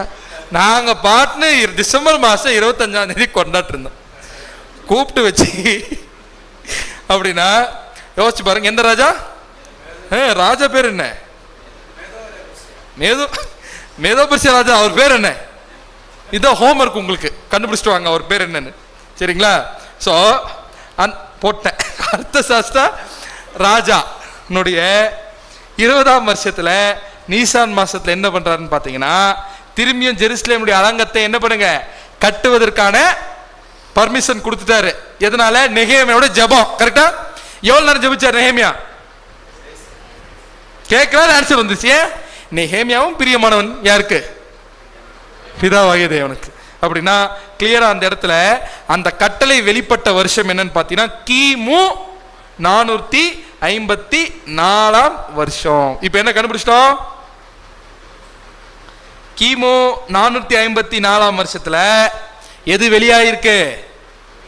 எருசலேமை திரும்ப எடுப்பதற்கான கட்டளை வெளியாச்சு. இங்க இருந்து எத்தனை வருஷம் போனோம்? 483 வருஷம். அதாவது 69 வாரங்கள். 483 வருஷம் அப்படியே போச்சுன்னா எந்த வருஷம் வரும்? இது நம்ம ஒரு முக்கியமான கணக்கு பார்க்கணும். ஆக்சுவலா எங்க இருந்து ஆரம்பிக்கிறோம்? கிமுல இருந்து ஆரம்பிக்கிறோம். அப்ப 483 வருஷம் போதுன்னா எது வந்துடும் தெரியுமா? கிபி வந்துடும். அப்படின்னா அது எப்படி கால்குலேட் பண்றது? 483ஓட எதை கழிக்கணும்? 454 கழிச்சா என்ன வருது? கிபி 29ஆம் வருஷம். எக்ஸாக்டா நம்முடைய ஆண்டவராகிய இயேசு கிறிஸ்து கிபி 29ஆம் வருஷம் என்ன பண்றாருங்க? ஞானஸ்தானம் எடுக்கிறாரு. அப்படி ஞானஸ்தானம் எடுக்கும் போது அவருக்கான வயசு என்ன தெரியுமா? 30 வயசு. வாசிக்கலாம். தானியேல் 3ஆம் அதிகாரம் 23ஆம் வசனம். லூக்கா 3ஆம் அதிகாரம் 23ஆம் வசனம். அப்பொழுது இயேசு ஏறக்குறைய 30 வயதுள்ளவர் ஆனார். அவர் யோசேப்பின் குமாரன் என்று எண்ணப்பட்டார். அந்த யோசேப்பு ஏலியின் குமாரன். ஒரு விஷயம் கிளியர். கிபி 29 நம்முடைய ஆண்டவராகிய இயேசு கிறிஸ்துக்கு எத்தனை வயசு? 30 வயசு. கண்டுபிடிச்சு நம்ம. அதே சமயத்துல கிளியரா 70 வாரம் தீர்க்க தரிசனத்துல எத்தனை வாரம் முடிஞ்சு? 69 எதோட முடிஞ்சு? கிபி 29ஓட 69 வாரம் என்ன ஆயிடுச்சு? முடிஞ்சு. ஆனா பேலன்ஸ் எத்தனை வாரம் இருக்கு இப்போ? ஒரு வாரம். ஒரு வாரம்னா எத்தனை நாட்கள் இருக்கு? 7 நாள். 7 நாள் எத்தனை வருஷம் இருக்கு? 7 வருஷம். புரிஞ்சுங்களா? வாசிக்கலாம். தானியேல் 9ஆம் அதிகாரம் 27ஆம் வசனம். அவர் ஒரு வாரமளவும் அநேகருக்கு உடன்படிக்கையை உறுதிப்படுத்தி அந்த வாரம் பாதி சென்ற போது பலியையும் காணிக்கையையும் ஒழிய பண்ணுவார். அவர் ஒரு வாரம் அளவும் அநேகருக்கு உடன்படிக்கையை உறுதிப்படுத்தி அந்த வாரம் பாதி சென்ற போது, ரொம்ப முக்கியம் அது, பலியையும் காணிக்கை என்ன பண்ணிட்டாரு? ஒழிய பண்ணிட்டார். எப்படி? மொத்தம் எத்தனை வாரம்? 70 வாரம். இல்ல 69 வாரங்கள் எங்கே போயிருச்சு? எருசலேம் இருந்து கட்டளை வெளிப்பட்டதிலிருந்து பிரபுவாகிய மேசியா வர வரைக்கும். பிரபுவாகிய மேசியா எப்ப வராரு? கிபி 29ஆம் வருஷம். அப்ப அவருக்கு வயசு என்ன? 30 வயசு. இப்ப பேலன்ஸ் எத்தனை வாரம் இருக்கு? ஒரு வாரம். அப்படின்னா அந்த வாரம் பாதி சென்ற போது பலியையும் காணிக்கையும் என்ன பண்ணாரு? ஒழிய பண்ணார். ஏன் தெரியுமா? அந்த டைம் வரைக்கும் யூதர்கள் ஆடுகளையும் மாடுகளையும் என்ன பண்ணிட்டு இருந்தாங்க? பலி செலுத்திட்டு இருந்தாங்க. ஆனா அந்த வாரம் பாதி சென்ற போது யாரே பலியா மரிச்சிட்டாரு? நம்முடைய ஆண்டவராகிய இயேசு கிறிஸ்துவே பலியாயி, நிஜமான பஸ்காட்டுக்குட்டின் பலியாயி எதை ஒழிய பண்ணிட்டாருங்க? பலியையும் காணிக்கையும் ஒழிய பண்ணிட்டாரு.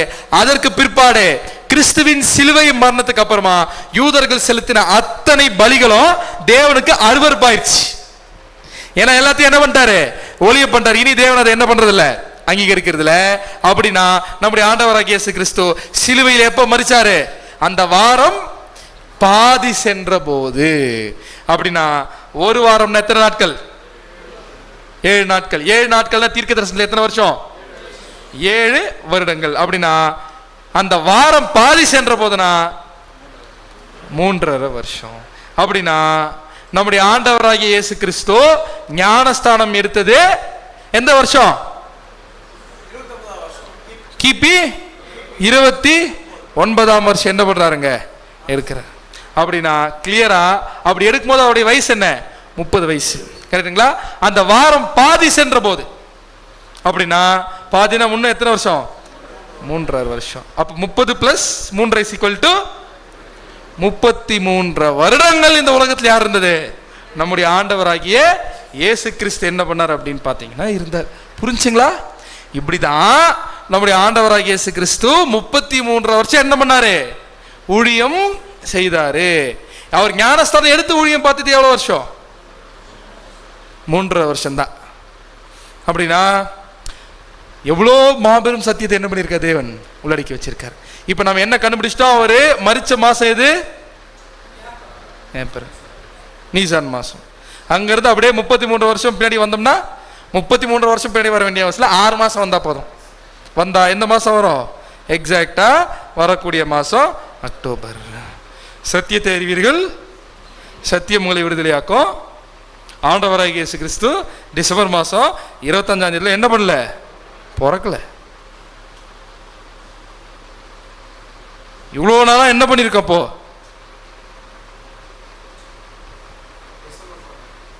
சரி, அடுத்தது தேர்ட் மெத்தட் பார்த்துடலாம். 3வது மெத்தட் என்னன்னு பார்த்தா ரொம்ப ஈஸி, ரொம்ப ஈஸியான மெத்தட். இது என்ன மெத்தட் அப்படின்னு பார்த்தீங்கன்னா கிளைமேட் வச்சு கண்டுபிடிக்கிறது. சரிங்களா? கிளைமேட் வச்சு கண்டுபிடிக்கிறது. நம்முடைய ஆண்டவராகிய இயேசு கிறிஸ்து பிறக்கும்போது யாருக்கெல்லாம் அந்த நியூஸ் வந்துச்சு? மெய்ப்பர்களுக்கெல்லாம் என்னாச்சு அப்படின்னு பார்த்தீங்கன்னா நியூஸ் வந்துச்சு. ஏன் மெய்ப்பர்களுக்கெல்லாம் நியூஸ் வந்துச்சு? வேற யாருக்குன்னா சொல்லியிருக்கலாம்ல. ஏன் மெய்ப்பர்கள்? ஊருக்குள்ள எவ்வளவு முக்கியமான நபர்கள்லாம் இருந்தாங்க. அதெல்லாம் விட்டுட்டு ஏன் மெய்ப்பர்கள் கிட்ட சொன்னார்? தேவன் எது பண்ணாலும் அதுக்கு என்ன இருக்கும்? ரீசன் இருக்கும்ல. ஏன் ஏன் இந்த மெய்ப்பர்கள்? யார் இந்த பைபிள் இன்ஃபர்மேஷன் இல்லை? என்ன அதுக்கு பட் ஹிஸ்டாரிக்கல் இன்ஃபர்மேஷன் இருக்குது. யார் இந்த மெய்ப்பர்கள் அப்படின்னு பார்த்தீங்கன்னா, ஆக்சுவலாக பஸ்கா ஆட்டுக்குட்டியை பலி செலுத்தணும்னா அந்த ஆட்டுக்குட்டி எப்படி இருக்கணும்? அப்போ அந்த ஆடை எப்படி வளர்க்கணும்? ரொம்ப ஸ்பெஷலாக என்ன பண்ணணும்னு பார்த்தீங்கன்னா வளர்க்கணும். இவங்க எந்த மெய்ப்பர்கள் அப்படின்னு பார்த்தீங்கன்னா, விசேஷமாக பஸ்கா ஆட்டுக்குட்டியை வளர்க்கக்கூடிய மெய்ப்பர்கள். இப்போ ஆக்சுவலாக நியூஸ் ஏன் இவங்களுக்கு போச்சு?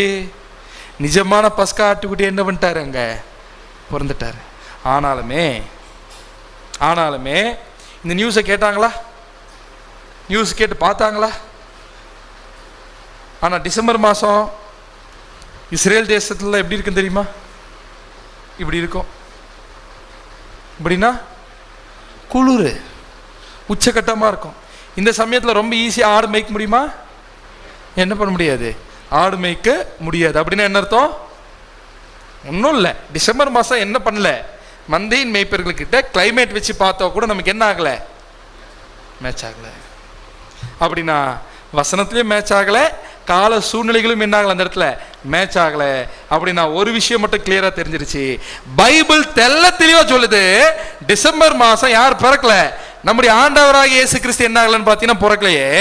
ஆனால் அப்படி இருக்கும்பொழுது டிசம்பர் மாதம் 25ஆம் தேதி நாம கொண்டாடல, உலகமே என்ன ஆயிட்டு இருக்கு, கொண்டாட்டு இருக்கு. எப்படி டிசம்பர் மாதம் 25ஆம் தேதி யாருடைய பிறந்த நாள் அப்படின்னு பார்த்தீங்கன்னா, அப்படியே கொஞ்சம் வரலாறு கொஞ்சம் நம்ம முன்னாடி போனோம்னா, முதலாம் உலகத்தின் காலப்பகுதிக்கு என்ன பண்ணிடலாம் அப்படின்னு பார்த்தீங்கன்னா போகலாம்.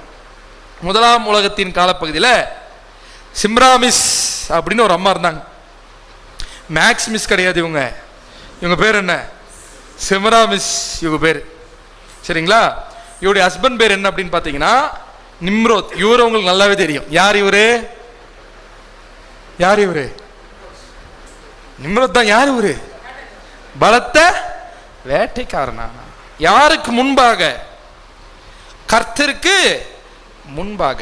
கர்த்தருக்கு முன்பாக அப்படின்னா நம்ம எப்படி புரிஞ்சுக்கூடாதுன்னா, அப்படின்னா இவர் கர்த்தருக்கு பிரியமா, தேவனை எதிர்த்து என்ன பண்ணியிருக்காருன்னு பார்த்தீங்கன்னா பலத்த வேட்டைக்காரரான் இருக்காரு. ஏன்னா முதலாம் உலகத்தின் காலப்பகுதியில்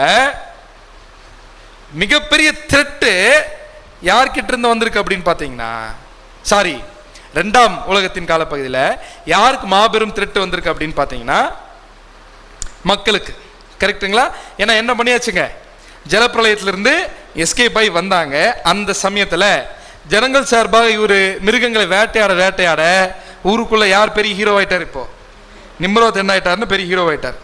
அதனால என்ன ஆகுது அப்படின்னு பார்த்தீங்கன்னா, அந்த சமயத்தில் இந்த அம்மா ரொம்ப புத்திசாலி.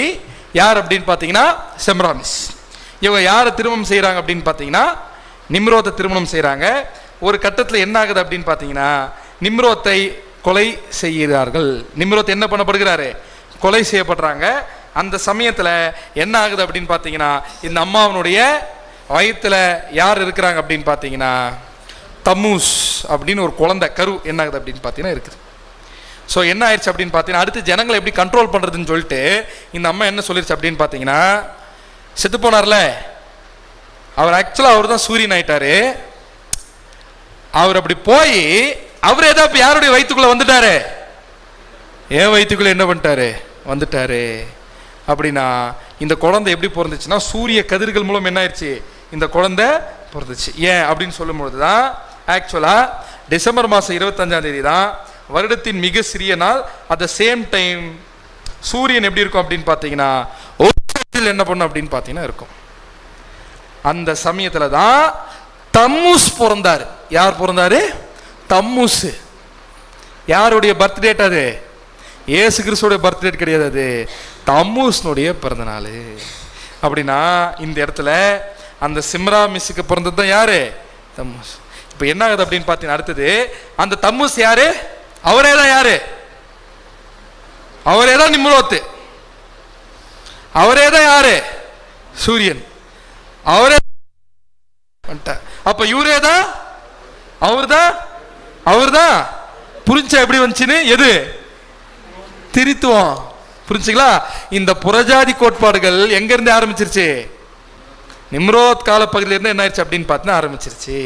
இந்த சிம்ராமிஸ் தான் அப்படியே பேர் மாறி என்ன ஆகுது அப்படின்னு பார்த்தீங்கன்னா வருது.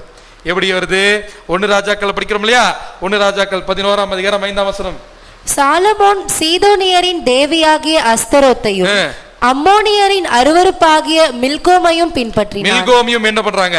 பின்பற்றுங்க. நாளாக அப்படியே இந்த பெண் கடவுள் யாரா வழிபட ஆரம்பிச்சிட்டாங்கன்னா சிம்ராமிஸ். அப்படியே மறிவு என்ன ஆகுது இந்த இடத்துல? சீதோனியராகிய தேவியாகிய அஸ்தரோத்தையும் அம்மோனியும் அருவருப்பாகிய மில்கோமையும் பின்பற்றினான். யாரு? ஏன் வேணான்னாரு? அந்த கணக்கு ரொம்ப டேஞ்சர்னாரு. எந்த கணக்கு? 700 + 300 = 1000 ஒரு கால்குலேஷன் உள்ள போனார்ல யாருங்க? சாலமன். அதுல நிறைய புறஜாதி ராஜாக்களுடைய பெண்கள். அப்படி இருக்கக்கூடிய பட்சத்தில் எதுக்கு திசை திருப்பிட்டாங்க? சிலை வழிபாடுக்கு என்ன பண்ணிட்டாங்கன்னு பார்த்தீங்கன்னா திசை திருப்பிட்டாங்க. ஸோ அதை தான் நம்ம பார்க்குறோம். அந்நிய தேவர்களாகிய அஸ்திரோத்தையும் அப்படின்னா கிளியரா சிம்ராமிஸ் அப்படின்னா அந்த பேருக்கு என்ன தெரியுமா அர்த்தம்? என்ன தெரியுமா அர்த்தம்? Queen of heaven. தமிழ்ல என்ன சொல்லலாம்?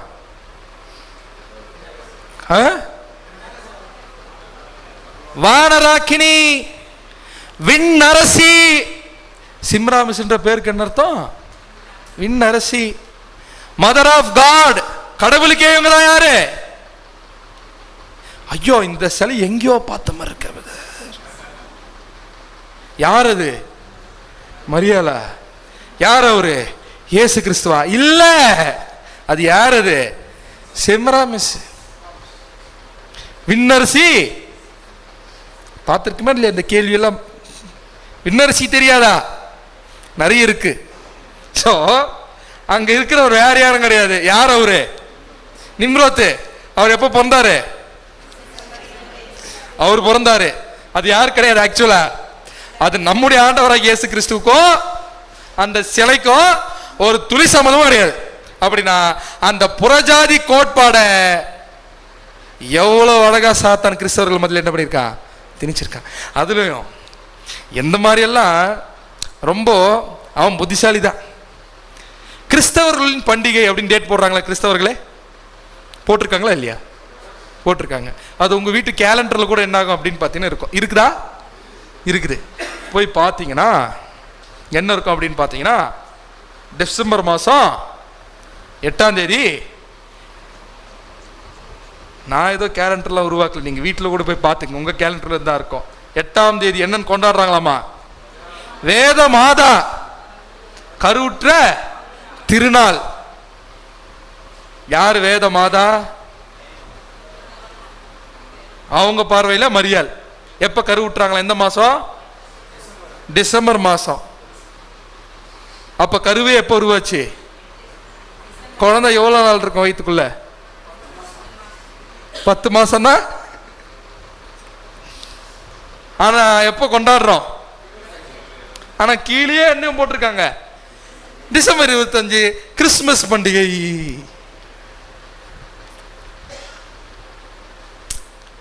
அப்ப யோசிச்சு பாருங்க,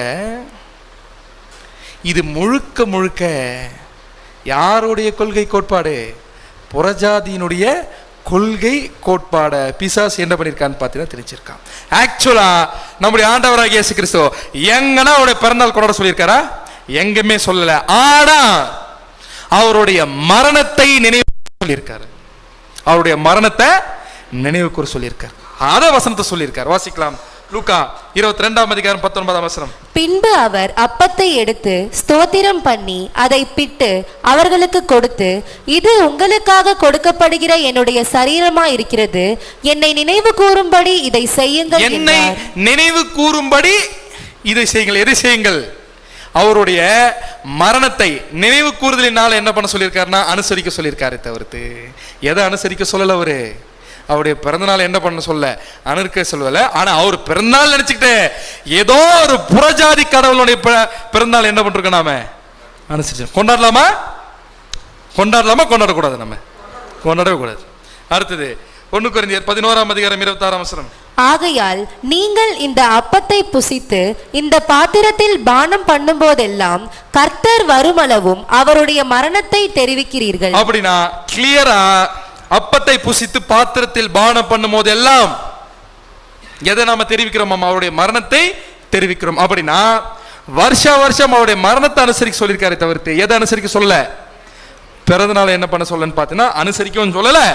ஆனா அதை விட்டுட்டு நம்ம ஆண்டவராகிய இயேசு கிறிஸ்துவே சொன்ன எதை செய்யக்கூடாதுன்னு சொன்னாரோ அதை நம்ம என்ன பண்ணிருக்கோம்னு பார்த்தீங்கன்னா நம்மள அறியாமலே செஞ்சுட்டு இருக்கோம். வாசிக்கலாம், மார்க் 7:8. நீங்கள் தேவனுடைய கட்டளையை தள்ளிவிட்டு மனுஷருடைய பாரம்பரியத்தை கை கொண்டு வருகிறவர்களாய், தேவனுடைய கற்பனை என்ன பண்ணி கட்டளை என்ன பண்ணியாச்சு? தள்ளிட்டு மனுஷருடைய பாரம்பரியத்தை கை கொண்டு வருகிறவர்களாய் கிண்ணங்களையும் செம்புகளையும் கழுவுகிறீர்கள். நல்லா கழுவுறீங்கப்பா, இன்னைக்கு நல்லாவே கழுவுறீங்க. அடுத்தது, மற்றும் இப்படிப்பட்ட அநேக சடங்குகளையும் அனுசரித்து வருகிறீர்கள் என்றார். இப்படி எல்லாம் இருந்தீங்கன்னா எங்க போக முடியாது? கிறிஸ்துவின் சபையா போக முடியுமா? வாய்ப்பே கிடையாது. அடுத்தது,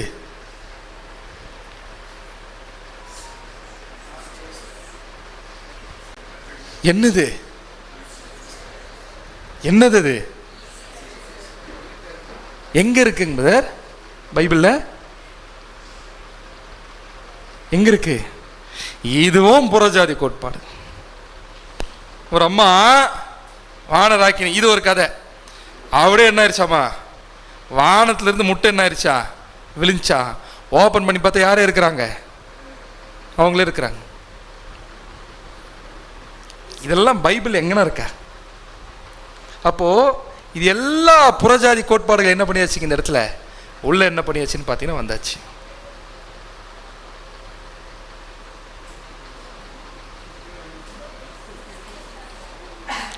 அறிவிப்பு போடுவாங்களா? காணவில்லை அப்படி நோட்டீஸ் போடுவாங்களே, இவரையும் காணவில்லை. எங்க? பைபிள்ல. ரொம்ப நாள் தேடி பார்த்துட்டேன், காணோம். ஆனா இல்லாம என்ன ரவுண்ட்ஸ் போயிட்டு இருக்கிறோம்?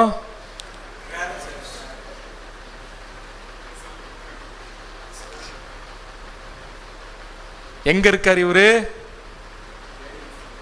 எப்ப வந்தாரு? முதலாம் வருகையின் காலப்பகுதியில் அப்போஸ்தலர் பவுல் கூட சேர்ந்து ஊழியம் பார்த்தாரோ? ஸ்தேவான் ரத்த சாட்சியா இருக்கும்போது கூட இருந்தாரோ? அப்ப யோசிச்சு பாருங்க. கேவலம் ஒரு பிசினஸ்க்காக பைபிளை எவ்வளவு மோசமான விஷயத்துக்கு என்ன பண்ணியிருக்காங்கன்னு பார்த்தீங்கன்னா பயன்படுத்தியிருக்காங்க. அதை அறியாமைனால நம்ம மைண்ட்ல என்ன பண்ணியிருக்காங்க, திணிச்சும் என்ன பண்றாங்க அப்படின்னு பார்த்தீங்கன்னா இருக்கிறாங்க. இதை பத்தி தான் வசனம் சொல்லும் போது என்ன சொல்றாரு அப்படின்னு பார்த்தீங்கன்னா, ஏசாயா 1:13-14. இனி வீண் காணிக்கைகளை கொண்டு வர வேண்டாம், தூபம் காட்டுதல் எனக்கு அருவருப்பாய் இருக்கிறது. நீங்கள் அக்கிரமத்தோட ஆசரிக்கிற மாத பிறப்பையும், அக்கிரமத்தோட ஆசரிக்கிற பண்றது எல்லாமே அக்கிரமம், சத்தியத்தின்படி நடக்கிற ஒரு வாழ்க்கை இல்ல. ஆனா அப்படி ஆசரிக்கிற மாத பிறப்பையும் ஓய்வு நாளையும் சபை கூட்டத்தையும் நான் இனி சகிக்க மாட்டேன். முடியலன்ட்டார். யாரு? இனி என்ன பண்ண மாட்டானே, சகிக்க மாட்டேன். உங்கள் மாத பிறப்புகளையும் உங்கள் பண்டிகைகளையும் என் ஆத்துமா வெறுக்கிறது. என் ஆத்துமா வெறுக்கிறது. அவைகள் எனக்கு வருத்தமா இருக்கிறது. எனக்கு ரொம்ப எனக்கு என்ன இருக்கு, நீங்க பண்றதெல்லாம் கஷ்டமா இருக்கு. அவைகளை சுமந்து இளைத்து போகிறேன். டயர்டாயிருச்சு, தயவு செஞ்சு என்ன பண்றீங்க, விட்டுருங்கன்ற மாதிரி இருக்கு. அப்படி நான் யோசிச்சு பாருங்க, இது எதுவுமே தேவனுக்கு பிடிக்காத விஷயம். அப்போ ஒரு விஷயம் கண்டுபிடிச்சிட்டோம், சத்தியத்தை அறிவீர்கள். எதுல இருந்து விடுதலை ஆயிட்டோம்? கிறிஸ்துமஸ்ல இருந்து விடுதலை ஆயிட்டோம். அப்படின்னா என்ன பண்ணலாம் அப்படின்னா, பிரதர் அக்டோபர் மாசம் தான் பிறந்துட்டாருன்னு தெரிஞ்சு அப்ப என்ன பண்ணுவான்? ஆக்சுவலா என்ன பண்ணலாம்? டிசம்பர் மாசம் 25 ஆக்சுவலா எங்களுக்கு அன்னைக்கு ஒரு பண்டிகை தான். ஏன் தெரியுமா? அன்னைக்கு எல்லாருக்கும் லீவு. என்ன தெரியுமா பண்ணுவோம்? Full day convention. எங்களுக்கு ஃபுல் டே கன்வென்ஷன். தலைக்க ஆழமான சத்தியங்களை நாள் முழுக்க என்ன பண்ணுவோம்னு பார்த்தீங்கன்னா கேட்போம். கேட்டு அதற்கு முழுவதுமாக கீழ்ப்படிவதற்கு என்ன பண்ணுவோம்னு பார்த்தா முயற்சி பண்ணுவோம். அந்த ஒரு நாளை பயன்படுத்துவது, அப்படி பயன்படுத்த தேவனுக்கு பிரியமா இருக்குமா இருக்காதா? நிச்சயமா இருக்கும். அப்படின்னா அந்த ஒரு லீவ்ல மட்டும் இல்ல, எல்லா லீவுமே நமக்கு என்னதான்,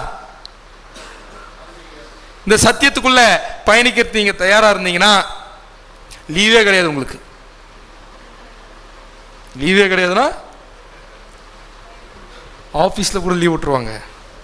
ஆனா இந்த சத்தியத்தில் இருக்கக்கூடிய சகோதரர் எதை விடவே மாட்டாங்க, லீவே கிடையாது. அப்படின்னா என்ன அர்த்தம்? எல்லாத்தையுமே யாருக்கு பிரியமா பயன்படுத்துவோம்னு பார்த்தீங்கன்னா தேவனுக்காகவும் நம்முடைய ஆண்டவராகிய இயேசு. உதாரணத்துக்கு வெளிப்படுத்தின விசேஷம் புஸ்தகத்தை மட்டுமே ஏறக்குறைய 144 வாரங்கள் என்ன பண்ணிருக்கோம்னு பார்த்தா படிச்சிருக்கோம். ரோமர் நிருபத்தை மட்டுமே ஏறக்குறைய 85 வாரங்கள் படிச்சிருக்கும். தானியேல் தீர்க்கதரிசன புஸ்தகங்கள் மட்டுமே ஏறக்குறைய 45 வாரங்கள் படிச்சிருக்கும். எசேக்கியேல் தீர்க்கதரிசன புஸ்தகத்தை ஏறக்குறைய 200 வாரம் என்ன பண்ணிருக்கோம்னு பார்த்தா படிச்சிருக்கோம். அப்படின்னா ஆக்சுவலா இப்ப நாம கேட்டுக்கொண்டிருக்கிறது அடிப்படை வேதாகம சத்தியங்கள். அப்படின்னா இனி என்ன பண்ணலாம்? அடுத்த டிசம்பர் மாசம் 25ஆம் தேதி என்ன பண்ணணுன்றது நீங்களே என்ன பண்ணலாம் அப்படின்றது நீங்களே என்ன பண்ணுவீங்கன்னு பார்த்தா டிசைட் பண்ணுவீங்க. ஏன்னா அடுத்தடுத்த பாடங்கள் நமக்கு அப்படி இருக்கும். அடுத்து கிறிஸ்துமஸ்க்கே அப்படின்னா இருக்கு. ஏன்னா அது அப்படியே கண்டினியூஸா என்ன ஆயிரும். அப்போ என்ன பண்ணலாம்? அன்னைக்கு என்ன பண்ணலாங்க பிரதர்? அன்னைக்கும் கன்வர்ஷன் பண்ணுவோம்.